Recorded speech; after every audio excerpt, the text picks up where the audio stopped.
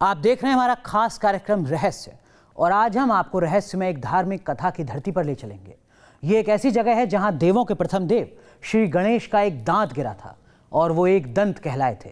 लेकिन उस जगह पर गणपति की मूर्ति कैसे पहुंची, ये आज भी एक राज बना हुआ है।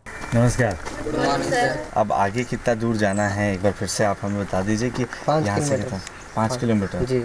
2 किलोमीटर तक जाता है गाड़ी। उसके बाद गाड़ी जाने के लिए भी थोड़ा सा दिक्कत है, रास्ता खराब है। उसके बाद 2 किलोमीटर तक जाएगा, उसके बाद पहाड़ ट्रेकिंग है। गणपति बप्पा मोरया। आखिर गाइड्स के कैंप में गणपति का जयकारा लगा और हम चल पड़े ढोलकल गणेश के सफर पर। ये सफर हमें उस धाम तक ले जाने वाला था जहां पहुंचने का रास्ता कठिन ही नहीं, खतरनाक भी है। ये सफर हमें उस धाम तक ले जाने वाला था जहां भक्ति नहीं, गणपति की मूर्ति का भी पहुंचना मुश्किल था। ढोलकल गणेश का दर्शन आसान नहीं है। एक तरफ तो यहाँ का कठिन रास्ता है, कई किलोमीटर पैदल चलकर पहाड़ पर जाना पड़ता है, तो दूसरी ओर नक्सलियों का खतरा भी है। लेकिन इन तमाम खतरों के बावजूद न्यूज नेशन इस सफर पर निकला। एक ऐसे ही कठिन इलाके में पहले भी न्यूज नेशन ने कदम रखा था और छत्तीसगढ़ के दंतेवाड़ा में महसूस किया था हर पल मंडराते रहने वाले लाल आतंक का साया। घने जंगल, झाड़ियां, जाने कब कहां से मौत सामने आ जाए कोई नहीं जानता। और वहां पर न्यूज नेशन की टीम पहुंची हुई है। लाइव ऑपरेशन के साथ साथ चल रही है। ऐसी सूचना मिली है कि यहां से करीब 3 किलोमीटर दूर एक पहाड़ी है और उसकी दूसरी तरफ नक्सलियों के छुपे होने की संभावना है। आदिवासी बहुल इलाके में दशकों से नक्सलियों ने एक समानांतर सरकार बना रखी है और यहाँ के जंगल जमीन ही नहीं, पत्ते पत्ते पर अपना अधिकार जमाते हैं। इस इलाके में नक्सली कभी लैंडमाइन लगाकर सुरक्षा बलों पर हमला किया करते हैं तो कभी घात लगाकर वार करते हैं और नक्सलियों की इसी गुस्ताखी का जवाब देते हैं सुरक्षा बल के जवान। घना जंगल है, इस पहाड़ पर भी बेहद मुस्तैदी के साथ जो कमांडोज हैं वो आगे बढ़ेंगे, क्योंकि जो लोकेशन है वो यहाँ से बेहद करीब है। दूसरी तरफ उस पहाड़ के नक्सली छुपे हो सकते हैं। और अब आप सुनिए कि फायरिंग की भी आवाज़ जो है वो आ रही है दूसरी तरफ और बेहद ख़तरनाक स्थिति है। ऐसे में बेहद सावधानीपूर्वक यहाँ पर रहने आगे मत सुरक्षा कारणों की, ठीक है, क्योंकि फायरिंग स्टार्ट हो गया, आपको कुछ नुकसान हो गया, आप नहीं देखिए। एक ऐसे ही कठिन इलाके में न्यूज नेशन एक बार फिर पहुंचा था, आस्था के एक दर की पड़ताल के लिए। ढोलकल गणेश के दर तक पहुंचने के लिए हमें दंतेवाड़ा से 22 किलोमीटर दूर जाना था। जंगलों से होते हुए एक पर्वत की चोटी पर जाना था, जिस चोटी पर पहुंचने के लिए 3 किलोमीटर का पैदल सफर शुरू होता है। तो दंडकारण्य की सबसे ऊंची चोटी पर स्थित ढोलकल गणेश यानी कि गुप्त गणेश के दर्शन के लिए जब पाएंगे तब आपको रास्ते में कुछ इसी तरीके के नदी नाले पड़ते हैं। और अब आप समझिए कि सबसे ऊंची चोटी है, यानी जब आप इस पर चढ़ाई कर रहे होंगे तो कितना चढ़ाव वाला इलाका है वो आपको पार करना पड़ता है। यही वजह है कि थकान आपको बीच बीच में होती रहेगी, लेकिन आसपास कोई गांव मौजूद नहीं है, इसलिए आपको अपने साथ पानी और बाकी ज़रूरी सामान लेकर चलने की ज़रूरत होती है।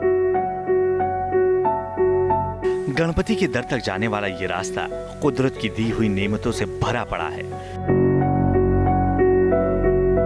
लेकिन इस हरे भरे जन्नत में अबूझ माड़ को जहन्नुम बना रखा है नक्सलियों ने। ये एक ऐसा इलाका है जो घने जंगलों के अंधेरे में कई राज लपेटे हैं। अबूझ माड़ में कितने गांव हैं, कितनी आबादी है, किसके पास कितनी जमीन है, ये आज तक कोई नहीं जानता।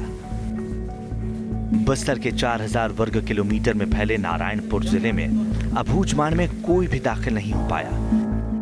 पहली बार अकबर के जमाने में अबूझ माड़ में मुगल सेना ने घुसने की कोशिश की, लेकिन कामयाबी नहीं मिली। 1909 में ब्रिटिश सरकार ने अबूझ माड़ में लगान वसूलने की कोशिश की, लेकिन सर्वे में ही कामयाब नहीं हो पाई।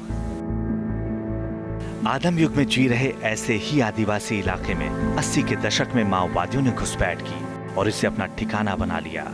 उसी आदिवासी इलाके और घने जंगलों से ढके इलाके में हम गणपति के दर की तलाश में निकले थे, थकते हुए और सुस्ताते हुए।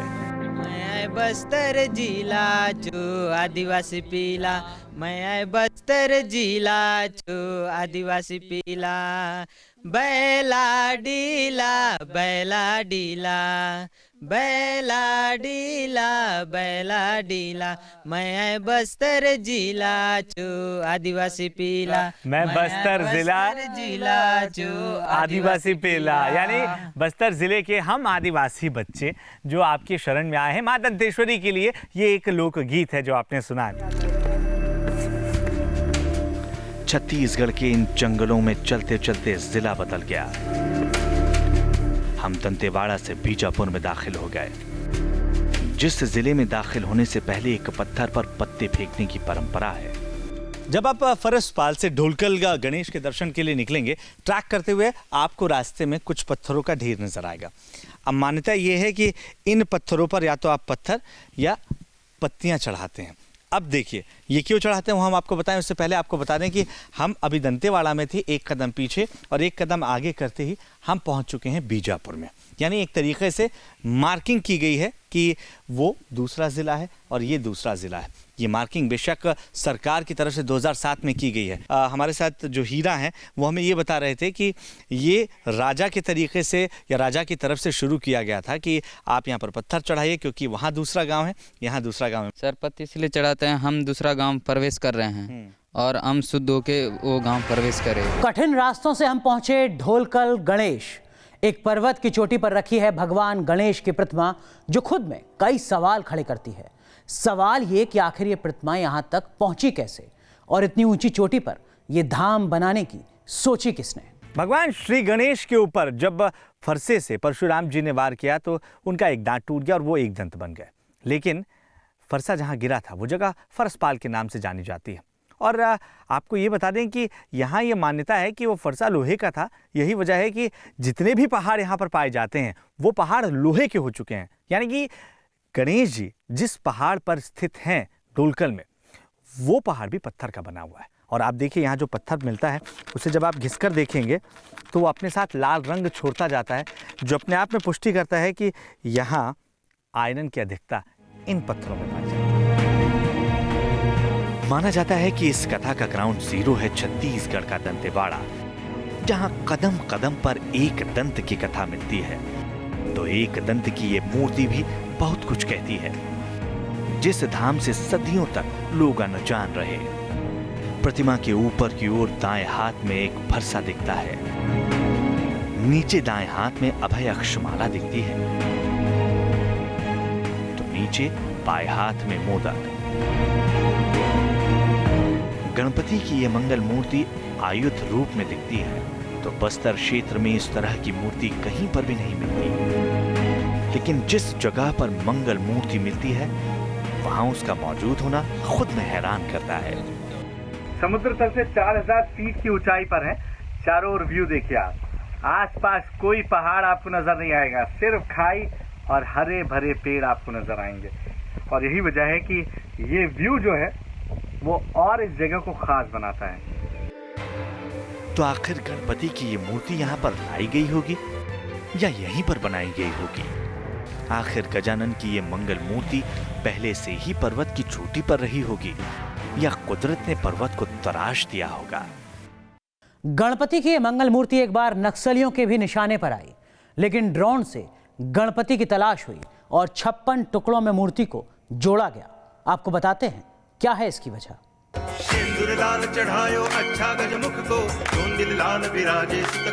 गणपति बप्पा जो एक हाथ में दांत पकड़े दिखते हैं और जो एक दंत कहलाते हैं। प्रथम पूज्य भगवान गणेश, जिनका 3000 फीट ऊंची चोटी पर धाम मिलता है। उनके उदर पर बनी एक नाग की आकृति मिलती है और ये आकृति ही उन्हें हिंदुस्तान के इतिहास से जोड़ती है। पुरातत्ववेत्ताओं के मुताबिक ढोलकल गणेश की प्रतिमा 11वीं शताब्दी में पाई गई। इस प्रतिमा में उनके पीठ पर नाग की आकृति बनी हुई है, जो साबित करती है कि ये उसी काल की है, क्योंकि तब यहाँ नागवंशीय राजाओं का शासन था और नाग उनका प्रतीक चिन्ह होता था। माना जाता है कि नागवंश के शासन के बाद ढोलकल गणेश का ये धाम जंगलों में ढक गया होगा। 32.5% आदिवासियों वाले इस इलाके के बाशिंदों ने अपने एकांत में किसी को दखल देने की इजाजत नहीं दी होगी और दिल्ली की तमाम कोशिशें नाकाम हो गई होंगी। वक्त ने एक बार फिर करवट बदली जब सितंबर 2012 में एक लोकल जर्नलिस्ट ने ढोलकल का रुख किया और फिर जो कुछ सामने आया वो भी भगवान गणेश की एक अद्भुत प्रतिमा, ढोलक के आकार की पर्वत की चोटी पर बैठी एक मंगल मूर्ति, जिसको लेकर हुई आर्कियोलॉजिकल सर्वे की जांच कहती है कि ढोलकल गणेश से पाषाण युग के पत्थर से बने हथियार भी मिले हैं, जिससे पता चलता है कि ये जगह सदियों तक वीरान रही। यहाँ तीर्थ बन जाने के बाद भी भक्तों का आना ना के बराबर रहा होगा। आखिर एक पर्वत पर तीर्थ क्या निकला? नक्सलियों के गढ़ में खलल पैदा होने लगी और नक्सलियों ने इसका गुस्सा उतारा मंगल मूर्ति पर। 100 किलो की ग्रेनाइट स्टोन से बनी इस मूर्ति को नक्सलियों ने 2994 फीट की गहरी खाई में गिरा दिया और फिर जब ड्रोन से मंगल मूर्ति की खोज की गई तो वो कई टुकड़ों में मिली। लोगों का आना जाना शुरू हो गया। अब नक्सलाइटों को ये पसंद नहीं था, वो नहीं चाहते थे कि यहाँ आम आदमी आया, भीड़ भाड़ हो, तो किसी ने उसको ढकेल के गिरा दिया। वहाँ पर फिर गणेश जी को धीरे धीरे धीरे धीरे जोड़ करके हमको पूरे गणेश जी को पुनर्स्थापन करने में, बनाने में 5 दिन लगे। अब एक बार फिर गणपति की मंगल मूर्ति आस्था के केंद्र में है। 56 टुकड़ों में जोड़े गए गणपति की आराधना होती है और एक कठिन रास्ता गुलजार होने लगा है, लेकिन कोई नहीं जानता कि गणपति की मंगल मूर्ति एक सीधी खड़ी चट्टान पर पहुंची कैसे। कोई नहीं जानता कि नागवंश के राजाओं ने मंगल मूर्ति को पर्वत की चोटी पर पहुंचाया होगा या पर्वत पर ही बनवाया होगा। कोई नहीं जानता कि एक कठिन चढ़ाई पर धाम बनाने का मकसद क्या रहा होगा और इस धाम में आने वाले वो वीर श्रद्धालु कौन रहे होंगे। लेकिन ये आस्था ही है जो इंसानों को इन पर्वतों पर भी खींच लाती है, कुदरत के अनदेखे हिस्से देखने की ताकत देती है। तो ये थी छत्तीसगढ़ की एक खूबसूरत जगह की कहानी और एक मंगल मूर्ति की पहेली, जिसके राज से अभी पर्दा उठना बाकी है। आज के इस शो में बस इतना ही। आप बने रहिए न्यूज़ नेशन के साथ, क्योंकि खबरों का सिलसिला यहाँ कभी नहीं थमता।